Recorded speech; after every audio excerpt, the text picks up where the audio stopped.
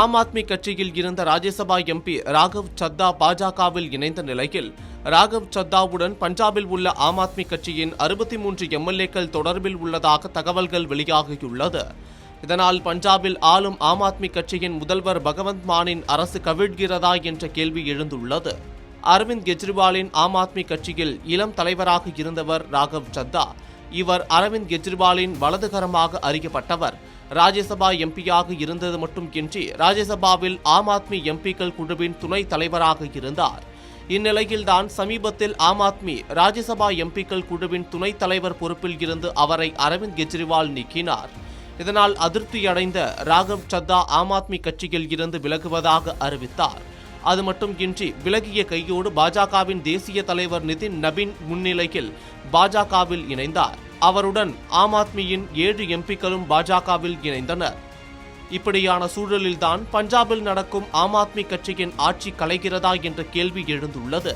ஏனென்றால் ஆம் ஆத்மி கட்சியில் இருந்து விலகி பாஜகவில் ஐக்கியமாகியுள்ள ராகவ் சத்தாவுடன் பஞ்சாபைச் சேர்ந்த 63 எம்எல்ஏக்கள் தொடர்பில் உள்ளதாக கூறப்படுகிறது. இவர்கள் அனைவரும் ஒன்றிணைந்து முதல்வர் பகவந்த் மானுக்கு எதிராக திரும்பினால் பஞ்சாபில் ஆட்சி கலையும் நிலை ஏற்படும். இந்த 63 எம்எல்ஏக்களில் 48 பேர் அவருடன் உறுதியாக உள்ள நிலையில் 15 பேர் தயக்கம் காட்டுவதாக சொல்லப்படுகிறது. இதனால் அவர்களிடம் இருந்து முழுமையாக ஆதரவு பெற ராகவ் சத்தா முயன்று வருவதாக கூறப்படுகிறது. இதனால் அடுத்ததாக பஞ்சாபில் ஆம் ஆத்மி கட்சி கவிழ்கிறதா என்ற கேள்வி எழுந்துள்ளது. பஞ்சாபில் கடந்த 2022ஆம் ஆண்டு சட்டசபை தேர்தலில் ஆம் ஆத்மி வென்று ஆட்சியை பிடித்தது.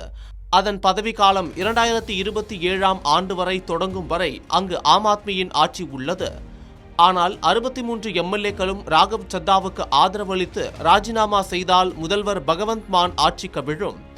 7 எம்பிக்கள் ஆம் ஆத்மி கட்சியில் இருந்து விலகியதை தொடர்ந்து பஞ்சாப் முதல்வர் பகவந்த் மான் அவர்களை துரோகிகள் என்று விமர்சித்தார்.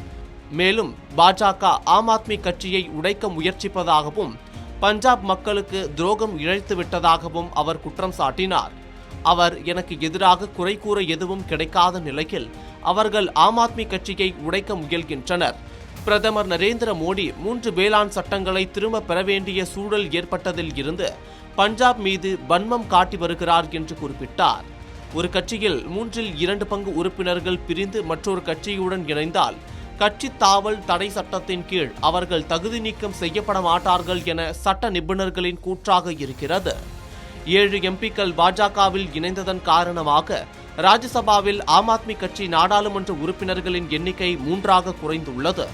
பஞ்சாப் மாநில சட்டப்பேரவை தேர்தலுக்கு இன்னும் 1 வருடத்திற்கும் குறைவான காலமே உள்ள நிலையில் இந்த நிகழ்வு ஆம் ஆத்மிக்கு பெரும் சறுக்கலாக மாறியுள்ளது.